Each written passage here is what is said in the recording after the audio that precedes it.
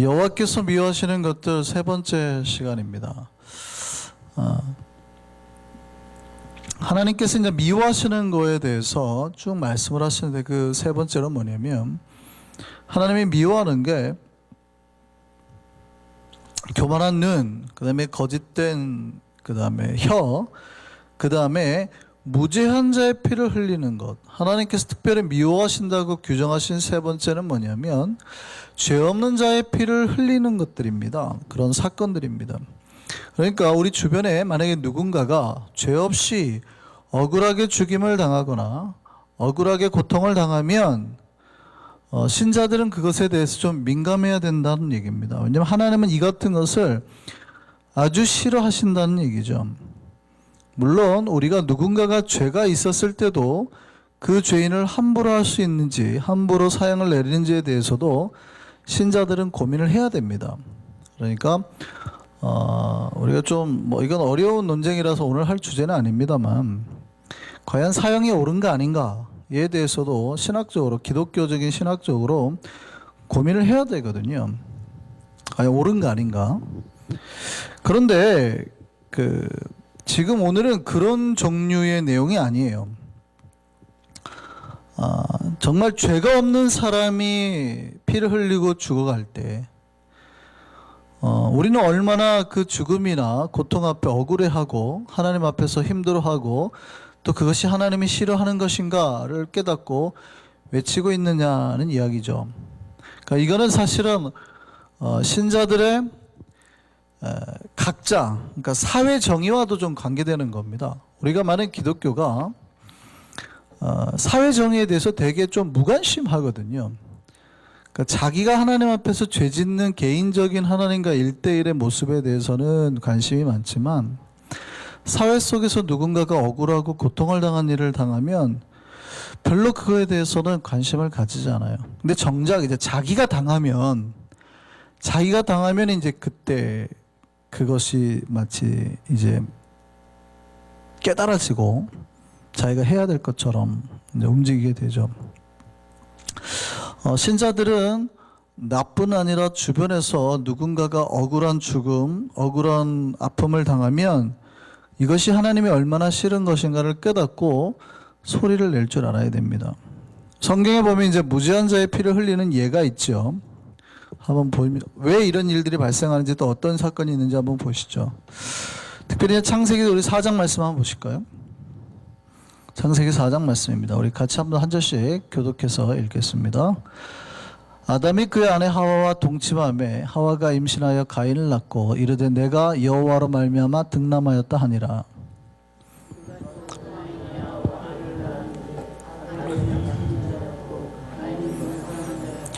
세월이 지난 후에 가인은 땅의 소산으로 제물을 삼아 여호와께 드렸고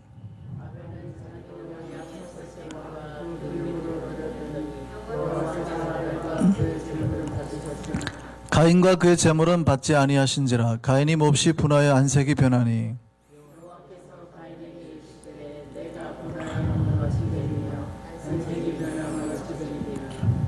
내가 선을 행하면 어찌 낯을 들지 못하겠느냐. 선을 행하지 아니하면 죄가 문에 엎드려 있느니라. 죄가 너를 원하나 너는 죄를 다스릴지니라. 가인이 그의 아우 아벨에게 말하고 그들이 들에 있을 때 가인이 그의 아우 아벨을 쳐 죽이니라. 가인과 아벨은 형제지간입니다. 둘 다 하나님을 섬기는 사람들입니다. 그래서 하나님 앞에 나아가기 위해서 제사를 지내면서 하나님을 만납니다. 그런데 어느 날 이 형인 가인이 동생 아벨을 돌로 쳐서 죽이는 사건이 발생한 거예요. 성경에서 아벨은 어떠한 죄도 발견되지 않습니다. 그런데 형이 동생을 죽이게 되거든요. 이것이 죄를 범한 인간이 범한 첫 번째 범죄예요. 그러니까 원죄 말고 죄를 범한 인간이 그 다음에 범한 첫 번째 범죄예요. 그게 뭐냐면 무죄한 자의 피를 흘린 거거든요. 하나님이 무죄한 자의 피를 흘리는 걸 얼마나 싫어하시는지 아시겠어요? 인간이 하나님 말씀을 벗어났더니 하나님의 말씀에서 벗어났더니 첫 번째로 하는 게 뭐냐면 다른 누군가 그가 나한테 잘못한 것도 없는데도 공격하게 되더라는 거죠. 이들의 직업은 형 가인은 아버지의 아담의 일을 이어받아서 농사를 짓습니다. 자, 가인의 직업이 뭐예요? 농사꾼이죠. 아벨은요, 양치기입니다. 양을 치는 사람이에요. 가인이 농사를 짓는 이유는 아버지 그 아담의 그 직업을 그대로 이어받은 거예요. 첫째니까. 둘째는 이제 양을 치게 되는 거죠. 그런데요, 성경을 보면 아벨은 양 치는 일을 했으니까 가인은 땅의 소산으로 곡식으로 제사를 드리고, 아벨은 양의 첫 새끼 양으로 드렸어요. 양과 그 기름으로 제사를 드렸어요. 성경에 보니까. 근데 하나님이 아벨의 제사는 받으시고 가인의 제사는 받지 않았어요. 제가 언젠가 설교를 드린 적이 있기 때문에 기억하셨으면 좋겠습니다. 근데 그 이유에 대해서 제가 왜라고 그랬죠? 왜 하나님이 아벨의 제사는 받으시고 가인의 제사는 받지 않았다고요? 많은 신학자들도 목사님도 그렇게 말합니다. 뭐냐면 아벨은 양으로 드렸기 때문에, 성경에 보면은 피 흘리는 제사, 그죠? 에 대해서 말하죠. 그래서 피를 흘리지 않았으니 속죄가 안 됐고 하나님 앞에 바른 제사를 드리지 못했다, 가인은. 그러니까 농사로 지었기 때문에 하나님이 그 제사를 안 받았다, 이렇게 말을 한다고 그랬죠. 근데 저는 그런 해석은 별로 옳지 않다, 그렇게 말씀드렸습니다. 뭐 솔직히 저는 좀 말도 안 되는 해석이다, 이렇게 생각합니다. 왜냐하면 성경에 이스라엘의 5대 제사 중에 5대 제사가 뭐죠? 5대 제사가 뭐죠? 번제, 소제, 화목제, 속죄제, 속건제인데 그 중에 두 번째 제사가 뭐예요? 소제예요, 소제. 소제가 뭡니까? 곡식으로 드리는 제사예요. 물론 소제는 단독으로 드리지 않지만 하나님 앞에 소제로 드릴 수 있어요. 진짜 가난한 백성이 하나님 앞에 드릴 수 없을 때는, 짐승 잡아 드릴 수 없을 때는 소제로도 드린단 말이죠. 그러니까 농사를 지어서 하나님 앞에 나아가는 제사가 있어요, 그죠? 아벨이 드리는 제사가 꼭 옳은 건 아닙니다. 그런데 하나님이 아벨의 제사는 받지 않으시고, 아니 가인의 제사는 받지 않으시고 아벨의 제사만 받았다고요. 문제가 왜 그럴까요? 이 문제는 사실은 그 4장 3절에 있습니다. 볼까요? 4장 3절에 어느 정도 답을 유추할 수 있는 말씀이 나와요. 같이 읽겠습니다. 그다 처음에 뭐라고 시작해? 자, 2절 한번 보죠. 자, 아벨은 양치는 자였고 가인은 농사하는 자였더라. 여기까지 문제가 없었어요. 처음에는 문제가 없었다고요. 그런데 3절이 뭐라고 돼 있어요? 세월이 지난 후에 가인은 땅의 소산으로 제물을 삼아 여호와께 드렸고, 4절이요? 아벨은 양의 첫 새끼와 그 기름으로 드렸다, 이렇게 돼 있어요. 그러니까 세월이 지난 후에, 처음에는 그렇게 드리지 않았는데 세월이 지난 후에 가인은 곡식으로 드렸고 아벨은 양의 첫 새끼로 드렸다는 거예요. 문제는 처음에는 문제가 아무것도 없었는데 세월이 지난 다음에, 그 어느 정도 세월이 지나니까 하나님이 누군가의 제사는 받을 수 없는 어떠한 상황이 되었다는 얘기입니다. 사실은 제사의 형식으로만 보면, 우리가 하나님에 나오는 예배의 형식으로만 보면 누구의 제사가 더 올바른 거예요? 가인의 제사가 올바른 거예요. 사실은 이 제사가 완벽한 제사예요. 아벨의 제사는요, 말도 안 되는 제사예요. 이런 제사를 드릴 수가 없는 거거든요. 왜냐하면 우리가 생각하기에 아벨은 최고의 제사를 드린 것 같죠. 왜냐하면 어린 양이니까, 예수 그리스도를 상징하는 것 같으니까. 근데 아벨 당시에는 육식을 했습니까? 안 했습니까? 안 했어요. 성경에서 아벨 때에는 육식이 없었어요. 언제부터 육식을 허락하시죠, 하나님이? 노아 홍수 이후에. 자, 창세기 9장 3절 말씀 보시죠. 자, 같이 읽겠습니다. 홍수 이후에요. 모든 산 동물은 너희의 먹을 것이 될지라 채소같이 내가 이것을 다 너희에게 주노라. 그러니까 노아 홍수 이후에야 먹을 이제 동물을 먹었어요. 그 전에는 육식을 허락하지 않으셨다고요. 그러니까 양을 잡아먹으려고 기른 거예요? 아벨이? 잡아먹으려고 기른 게 아니에요. 털을 얻기 위해서 기른 거죠. 자, 처음에는 괜찮은데 세월이 지난 후에 문제가 생겼다 그랬죠. 자, 4장 3절에 다시 한번 보면 세월이 지난 후라는 말이 나옵니다. 이 말을 현대인 성경은 이렇게 번역을 했어요. 뭐냐면 추수 때가 되어. 추수 때가 되었어요. 그러니까 지금 가인에게 곡식이 넘쳐날 때란 얘기죠. 가인에게 곡식이 없었을 때는 그나마 하나님이 버티고 봐줬다는 얘기예요. 그런데 추수 때가 되어 가인에게 곡식이 풍성했다는 얘기예요. 그런데 갑자기 하나님이 어떠한 상황이 들이닥치니까 가인의 제사를 받을 수 없게 되는 어떠한 상황이 되더라는 거죠. 가뭄의 때도 아니고 추수 때였는데 보통 제사를 드리면 뭘로 제사를 드려요? 먹는 걸로 드리죠. 먹는 걸로 드리죠. 바닷가에 가면 제사를 생선으로 많이 드립니다. 육지 쪽으로 가면은요. 다 뭐 떡, 고기 이 종류로 드리죠. 그러니까 자기네들이 거둬들일 수 있는 것들, 풍성한 것들로 제사를 드리게 돼 있는 거예요. 어느 종교나. 근데 아벨은 먹지도 못할 걸로 하나님 앞에 드린 거라고요. 옷 개 가지고 드린 겁니다. 자기가 기르던, 자기가 그 사업하던 옷 개 가지고 하나님 앞에 제사 드린 거예요. 옛날 시대라면 뭐죠? 홍동백서 이런 거 기억하세요? 그러니까 빨간 옷은 동쪽에, 파란 옷은 서쪽에 개 같고 조상한테 제사를 지내듯이 한 거예요. 하나님 앞에. 그 이 제사가 말이 되냐고요? 말도 안 되는 제사를 한 거죠. 그런데 하나님이 아벨의 제사는 정말 내가 기쁨으로 받았다라고 말하고 가인의 제사는 안 받아버린 거예요.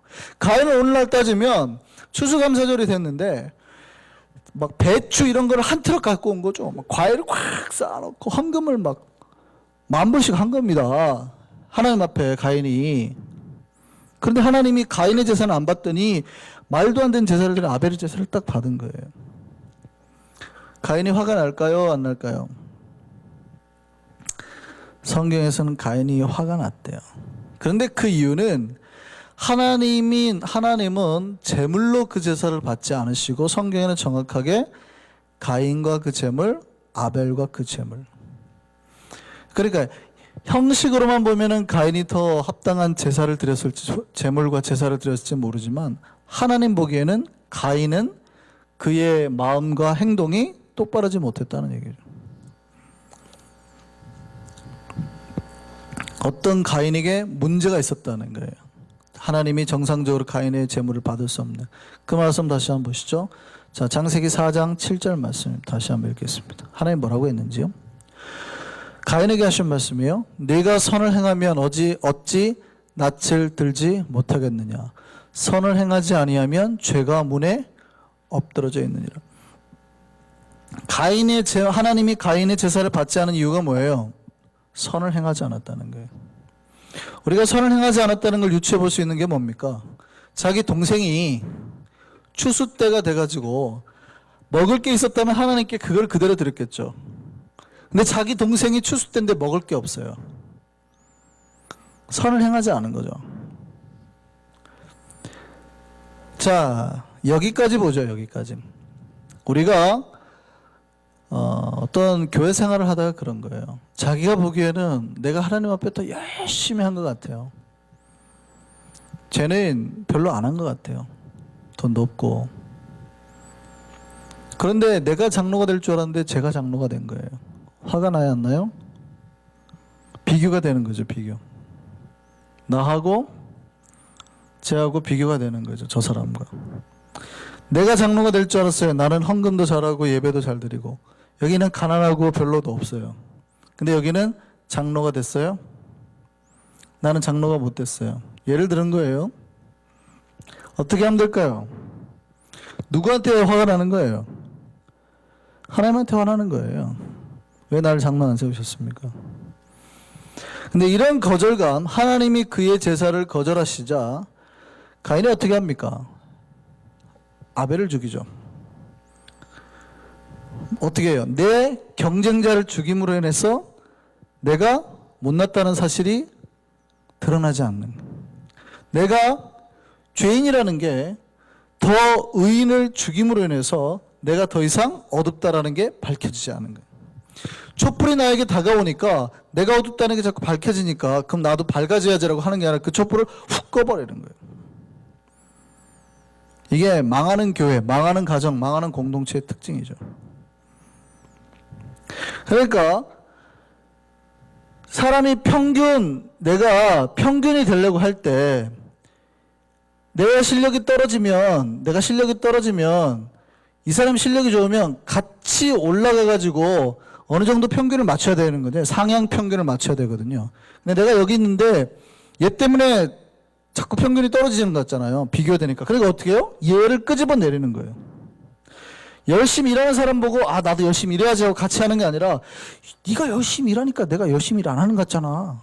열을 하지 마! 해가지고 못하게 만드는 거예요. 하향 평준화 해버리는 거예요.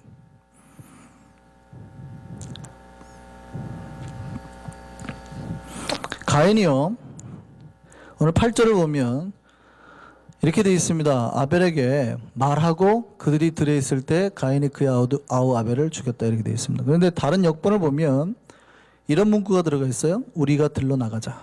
그러니까 저기만 보면 가인이 우연히 그의 동생 아벨을 들에서 죽인 걸로 되어 있는데 다른 역본을 보면 고대 사본입니다. 다른 역본을 보면 야 들러 나가자 라고 아벨한테 말했다는 거예요. 그러니까 고의성이 있는 거죠. 그리고 자기 동생을 죽였다는 겁니다. 자, 무지한 자의 피를 흘리는 그런 경우가 우리에게 언제 발생합니까? 우리가 누군가를 시기할 때, 비교할 때, 나보다 나은 사람에 대해서 배려하지 못할 때, 하나님을 바라보고 내가 믿음의 길로 서야 되는데 다른 사람을 보고 그 사람의 비교 아래 내 모습을 둘 때, 하나님은 이 가인에게, 무지한 자의 피를 흘리는 가인에게 하나님 저주를 내리셨죠. 마지막 그래도 하나님이 죄를 범한 아담에게 준 게 뭐냐면 피를 흘렸어요. 네가 노동을 해야, 땀을 흘려야 이제 먹을 걸 얻을 것이다 그랬거든요.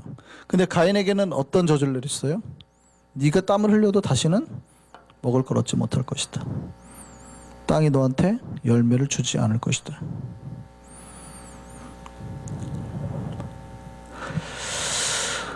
인간의 이 시기심과 경쟁심은요, 인류 최초의 살인을 만들고 형제를 죽이는 무지한 자의 피를 흘리는 끔찍한 일을 만들어냅니다. 두 번째 사건이 나옵니다. 구약을 보면 아합 왕 시절에 무지한 자의 피를 흘린 사건이 나오는데요. 북이스라엘 왕 아합은 아내를 잘못 받아들이죠. 남자든 여자든 배우자를 잘 만나야 되는데요. 북이스라엘 왕 아합은 여자를 잘 저집니다. 여자를 진짜 잘못 만나죠. 아합 왕이 결혼한 여자가 부인이 누굽니까? 아합 왕의 와이프가 누구예요? 누구랑 결혼해요? 이세벨이랑 결혼하죠. 이세벨은 어디 사람이에요? 시돈 사람이에요. 그러니까 이방 여자예요.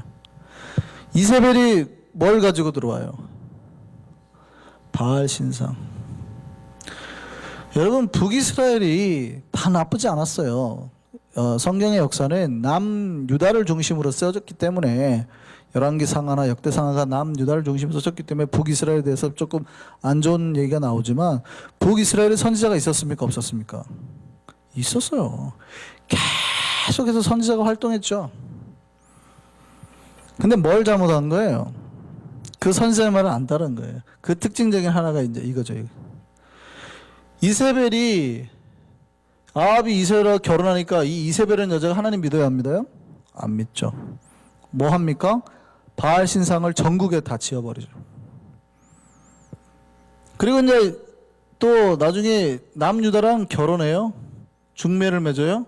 그리고 딸을 낳잖아요. 그 딸이 누구예요? 여러분 아실지 모르는데 아달랴라는 딸을 낳아서 중매를 맺고 남유다로 됩니다. 자기 아들이 죽으니까 손주들 다 죽여버리죠. 하나 살아남은 게 요시아예요. 숨게 됩니다. 그러니까 남유다의 예수 그리스도의 족보가 끊길 만한 사건이 일어나는 게 이 사건이에요. 이 아달랴의 사건. 단 한 명의 왕자만 살아남게 되거든요. 누구 때문에요? 이 우상의 딸 때문에. 아합은 그래도 하나님의 말씀 가운데 세워진 왕입니다. 어떤 일이 있었냐면 어느 날 왕궁 앞에 좋은 포도원이 있는 거예요. 너무 좋아요. 사고 싶었어요. 야, 저 포도원 주인이 누구냐? 그랬더니 나봇이라는 사람이래요. 야, 너 나한테 팔아라. 근데 이스라엘 사람들은 땅을 함부로 사고 팔 수가 없습니다. 조상으로부터 내려온 땅은 우리가 이제 민수기를 살펴봤지만 하나님으로부터 물려받은 땅이에요. 분배받은 땅이잖아요. 그러니까 우리가 지난주에 슬로보아스의 딸을 살펴봤지만 슬로보아스 딸이 우리도 하나님의 지파인데 여자라고 못 받으면 됩니까? 했더니 줬잖아요. 근데 하나님이 얼마나 그 땅에 대해서 심각하게 말하면 니네가 땅 받았는데 다른 지파로 결혼하면은 이쪽 지파의 땅이 뺏기잖아. 그러니까 니네는 다른 지파라 시집가면 안 돼 라고 해버리잖아요. 그만큼 땅에 대해서 이스라엘 사람들이 심각하거든요.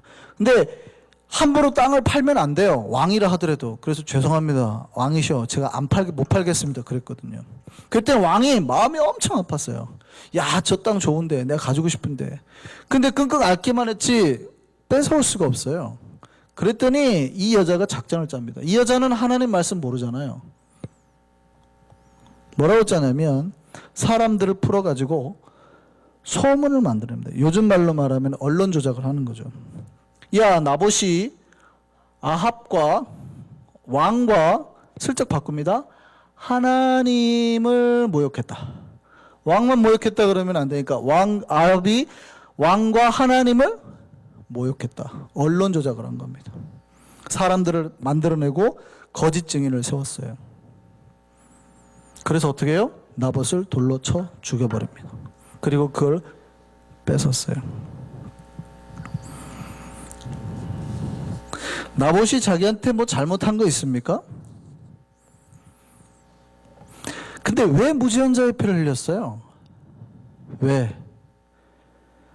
첫 번째는 자기의 가문에 하나님의 말씀을 모르는 사람이 있었기 때문에, 그리고 하나님의 말씀을 아는 사람이 하나님의 말씀을 모르는 사람의 말을 따랐기 때문에 진리가 흐려졌다는 얘기예요. 그 다음에 뭐가 들어왔어요? 돈에 대한 욕망, 재물에 대한 욕망이 들어온 거예요. 1번 잘 기억해 보세요. 아까 1번이 뭐예요? 시기심이었어요. 경쟁.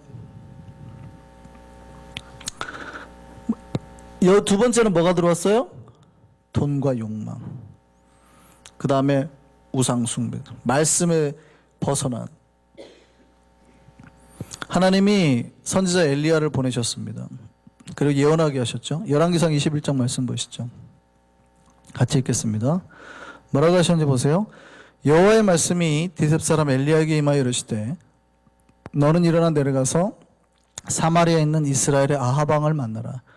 그가 나봇의 포도원을 차지하러 그리로 내려갔나니 너는 그에게 말하 이르기를 여호와의 말씀이 내가 죽이고 또 빼앗았느냐고 하셨다 하고 또 그에게 이르기를 여호와의 말씀이 개들이 나봇의 피를 핥는 곳에서 개들이 내 피 곧 내 몸의 피도 핥으리라 하였다라. 예언하게 하십니다. 나봇이 죽은 그 자리에서 너도 그대로 심판을 당하게 될 것이다. 결국 예후가 반란을 하게 되고 이 사건 때문에 예후가 반란을 하게 되고 왕조가 무너지는 결과가 일어납니다. 무죄한 자의 피를 흘렸더니 그게 괜찮을 줄 알았어요. 그게 나를 행복하게 할 줄 알았어요. 그래도 누가 할까? 뭐 언론을 조작하든 사람 하나를 죽이든 누가 할까 그랬대요. 그랬더니 그게 뭐예요? 왕조가 무너지는 결과가 일어나죠. 그리고 그 조작을 했던 이 사람은 어떻게 돼요? 예후가 왔더니 똑같이 떨어져 가지고요. 개들이 와서 뜯어먹었어요. 그 피를 그대로 핥았다 그래요. 하나님 말씀대로. 하나님 뭘 싫어하세요? 무죄한 자의 피를 흘리는 거예요. 그리고 하나님은 무죄한 자의 피를 흘리면 반드시 그대로 갚으신다는 거예요. 신약에도 나옵니다. 신약의 무죄한 자의 상징이 누굽니까? 예수님이죠. 근데 그 예수를 판 사람이 나옵니다. 누구였습니까? 예, 제자였던 가룟 사람 유다였습니다. 누가 팔았어요? 제자가 3년 동안 예수를 잘 따라다니고 예수 옆에서 열심히 일했던 사람이 예수를 팔아버렸어요. 뭐 때문에? 돈 때문에. 그 다음에 뭐예요? 권력 때문에. 정확하게는 돈이라고 말하기는 그래요. 큰 돈 받은 건 아니니까. 높은 자리에 앉을 줄 알았거든요. 예수님이 예루살렘 입성하면 왕이 될 줄 알았어요. 제자들이 다 꿈꿨던 건 뭐냐면 예수님 따라서 자기도 권력 누리고 싶었던 거거든요. 권력 욕심. 근데 예수님이 아니다라는 거예요. 여기에 분노를 느꼈던 겁니다. 예수를 팔았습니다. 근데 예수의 판자에 무죄한 자의 피를 흘린 자의 마지막이 어떻게 됩니까? 멸망으로 끝나죠. 자, 마태복음 27장 3절 말씀 보겠습니다. 같이 읽겠습니다. 시작. 그때 예수를 판 유다가 그의 정죄함을 보고 스스로 뉘우쳐 그 은 30을 대제사장들과 장로들에게 도로 갖다 주며 이르되 내가 무죄한 피를 팔고 죄를 범하였도다 하니 그들이 이르되 그것이 우리에게 무슨 상관이냐 네가 당하려 하거늘 유다가 은을 성수에 던져놓고 물러가서 스스로 목매어 죽은지라. 네가 당하라. 멸망하게 되잖아요.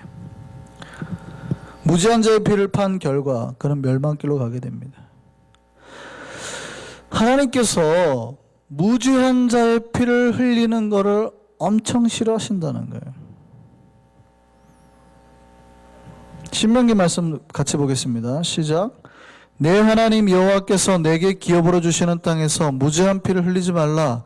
이같이 하면 그의 피가 내게로 돌아가지 아니하리라. 우리가 무죄한 자의 피를 흘리지 않을 때 누군가가 당해야 될 심판, 우리가 당해야 될 저주가 오지 않아요. 하나님은 무죄한 자의 피를 흘리는 것을 싫어하십니다. 그것도 미워하는 거라고 못 받고 있습니다. 우리가 언제 무죄한 자의 피를 흘려요? 누군가의 관계가 깨지고 내 욕망이, 특별히 돈이나 권력이라는 욕망이 나를 지배할 때, 결과적으로는 딱 하나입니다. 죄가 우리에게 솟아날 때, 하나님의 말씀으로 그 모든 것들을 누르지 못했을 때예요. 승리하지 못했을 때예요. 그러면 우리가 과연 그런 일이 벌어질 수 있을까? 라고 생각하는 일이 벌어진다는 말이죠. 특별히 우리가 내가 스스로 하나님 앞에서만 내 모습을 지켜야 될 게 아니라 사회적으로도 무죄한 자의 피를 흘리는 사회가 되지 않도록 경고를 해야 됩니다. 그런 사회가 되지 않도록 경고를 해야 됩니다. 세월호를 통해서 젊은 수백 명이 죽었잖아요. 근데 많은 사람들이 어쩔 수 없는 상황이라고 말하기도 합니다. 그런데 어쩔 수 없는 상황이 아니죠. 사실은 그 시간 동안에 대통령은 7시간 동안 행방이 묘연했고 응급조치를 빨리 해야지 사는데, 그러니까 몇 시간 동안에 해야지 살아요. 그러니까 사고 나고 몇 시간 빨리 해야지 살잖아요. 물에 빠졌으니까. 물에 빠졌는데 만약에 그 옆에 있던 경찰이 10분 동안만 바라보고 있어요. 물에 빠진 걸 알고도 내가 10분간 화장실 갔다 올게 했어요. 그 10분을 여러분 봐줄 수 있어요, 없어요? 겨우 10분이에요. 겨우 10분. 무슨 겨우 10분 가지고, 아니 경찰이 겨우 10분 가지고 자리 비웠다고 욕하면 돼? 라고 하는 사람들 보면 뭐라고 그래요? 이상한 거죠. 그냥 이상한 거. 사람이 물에 빠졌을 때 제일 급한 건 그 10분이에요. 10분. 그것도 10분도 너무 길어요. 다 죽어요. 3분 안에 건져내지 않으면 건져내고도 다 죽어요. 바로 건져내야지. 근데 서울에서 헬기가 들어갔는데도 못 가게 막고 그랬잖아요. 1년이 지나기까지 아직 선박도 못 끌어올리지 못하고 있습니다. 근데 재밌는 거는 중국에서 똑같은 사고가 있었는데 사람들도 많이 건졌지만 5일 만에 건져버렸잖아요. 그 배를. 딱 5일 만에 배가 침몰하고 더 이상 생존자 없다 파악하니까 5일 만에 딱 끌어올렸잖아요. 우린 1년이 지나도 못 끌어올리고 있는데. 물론 그 배는 세월호보다 많이 작죠. 한 절반 정도 사이즈고. 또 거기는 이제 강이니까 여러 가지 차이는 있을 겁니다. 근데 그렇다 하더라도 유가족이라도 좀 힘들게 하면 안 됩니다. 근데 문제는 이렇게 무죄한 자들이 고통을 당했을 때 누가 그들을 괴롭히냐면 교회가 괴롭혀요. 최소한 교회는 잠잠하든지 기도를 해주든지 그들이 위로를 받도록 도와줘야 되는데 교회가 비판을 해버리거든요. 지금 세월호 유가족들의 자살 충동률이 55%라고 합니다. 그러니까 자살 충동률이 2명 중에 1명은 죽으려고 하는 거예요. 실제 자살을 최근에 시도한 사람 2번이나 한 아버지가 시도를 했죠. 우리는 잘 봐야 됩니다. 우리 스스로가 잘못해서 누군가가 죄 없는 자가 고통을 당하는 거 또 하지 말아야 됩니다. 그런데 또 우리가 좀 더 넓게 생각하면 누군가가 진짜 죄 없고 고통당하는 사람이 옆에 있을 때 우리가 잠잠한 것도 하나님 앞에서 죄예요. 그러면 안 됩니다. 그렇게 하시면 안 됩니다. 하나님의 뜻은 그게 아닙니다. 라고 말할 수 있어야 된다고요. 진리를 가르치고 약하고 가난한 자 편에 서서 그들이 고통당하지 않도록 억압당하지 않도록 해야 된다고요. 여러분이 만약에 가인과 아벨 그 사이에 있다고 생각해 보세요. 니깐놈 때문에 내가 하나님 앞에 무시를 당했어 라고 돌을 들었을 때 여러분 옆에서 어떻게 해야 되겠습니까? 뭐 하는 짓이냐 해야 되죠. 뭐 하는 짓. 동생이 무슨 죄가 있어? 네가 잘못했지. 동생 배고플 때 도와주지도 안 해놓고 어디 와서 큰 소리야? 라고 옆에서 해줘야 되지 않겠어요? 근데 잠잠해요. 야, 쟤 건들면 쟤 혼자 지금 농사 다 짓는데 우리 밥 안 준다. 야, 잠잠하자. 이세벨이 나봇의 땅을 뺏으려고 할 때 어떻게 해야 됩니까? 그러면 안 된다고 해야 되거든요. 야, 왕이다, 왕. 야, 왕비다. 야, 잘못 건들면 다 죽는다. 야. 가룟 유다가 만약에 예수를 판다는 사실을 옆에서 우리가 들었을 때 어떻게 됩니까? 네가 제자냐? 스승을 팔려고 하게? 라고 말을 해야 되거든요. 지금 여차 잘못하면 로마 군병한테 다 끌려가면 다 죽는다. 잠잠하자. 이래야 되겠습니까?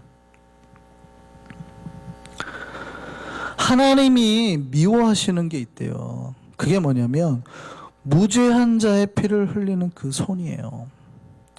우리는 조심해야 됩니다.